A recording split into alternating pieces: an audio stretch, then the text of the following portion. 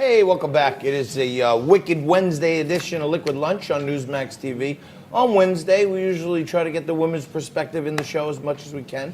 But when we get the real money guests, we got to make a slot for the men, even on Women Wednesday. And joining us right now, Chris Burns is with us. He's the CEO of Dynamic Money.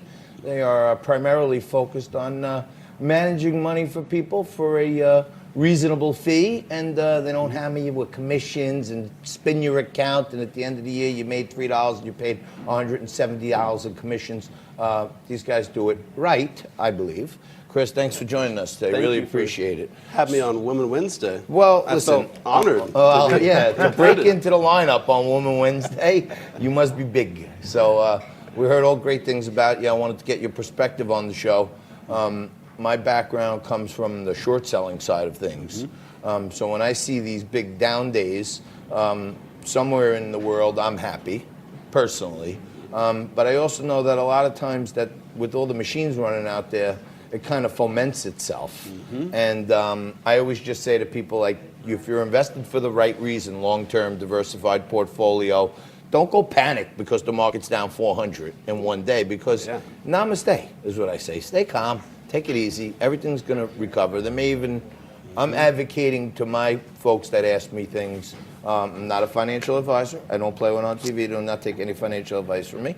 But I've been advocating for people to keep cash, a little extra cash when they can. So when you have these dips, things you've been looking at, maybe you could go in and do a little value hunting, you know? Yeah, it's fascinating that a few weeks ago we were all talking about China. But when we talked about China, it was this fear of the trade deal not happening, right?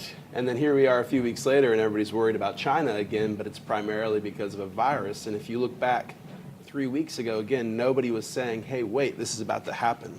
And so it's just the knowledge that there's always going to be these kind of bumps in the road, whether it's geopolitical uncertainty or a virus, or just in your personal life, that you lose your job, whatever that is. And so how do you prepare for that and not just run for the hills when the unexpected happens?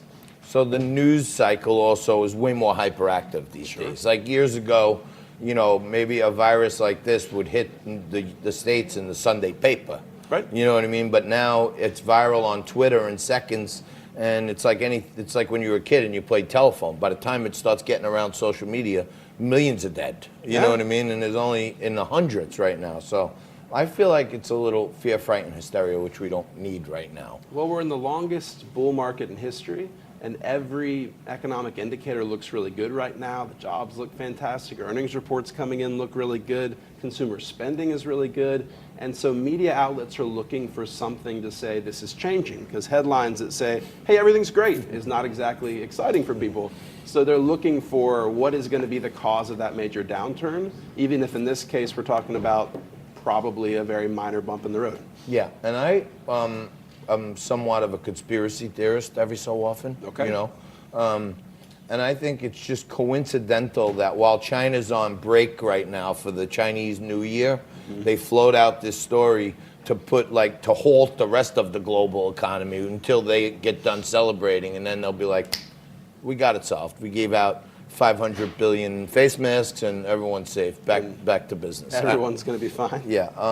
My co-host there had a tirade this morning on deficit spending. Well, the rest of you were talking. You were fired up over it. Well, the rest of you were all talking about this impeachment trial that nobody doubts the outcome of. I talked about something that was pretty big news that was completely ignored by the rest of the news media. But let me ask you, Mr. Burns, if I can, about the U.S. M.C.A. deal. Right before we went on air, the president signed this deal. In fact, I think we have some video of the president signing this right before the show.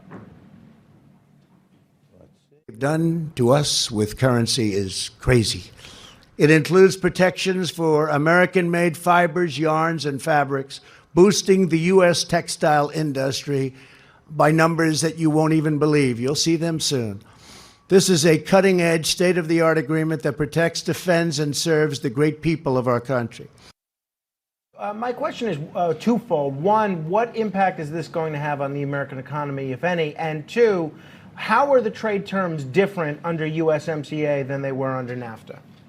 Yeah, those are fantastic questions. The first thing is President Trump came into this office having said NAFTA was the worst trade deal in history. And so it was huge for him to get this done in a bipartisan fashion. And by the way, your tirade about the CBO and the deficit spending is dead on. I'm with you. But Thank you. when it comes to the USMCA, Don't call it a tirade. He's been here for years. that's right. The biggest change is that it brings jobs back, or the attempt is to bring jobs back, because we were outsourcing to Mexico and they didn't have any sort of labor restrictions or guarantees on payments to their workers, and so companies could save a lot of money going to Mexico. This is meant to drive workers back. It also solved the dreaded Canadian dairy crisis we were walking through. But regardless, the hope for the president is we're going to see more manufacturing jobs. From a political perspective, that's huge for him going into the election, simply because so much of his winning was due to Rust Belt states turning in his favor. All right, Chris Burns, I want to thank you very much for joining us today. You guys go out there and check out the Dynamic Money. What's your website? DynamicMoney.com. Go to dynamicmoney.com to learn more if their style of advice is good for you. But it's certainly good for us here at Liquid Lunch, and we have to have you back. Thanks so much. We're going to take a quick break right now. We're going to come back with actress, model, and supermom Zen Sams to talk about all things entertaining right after this.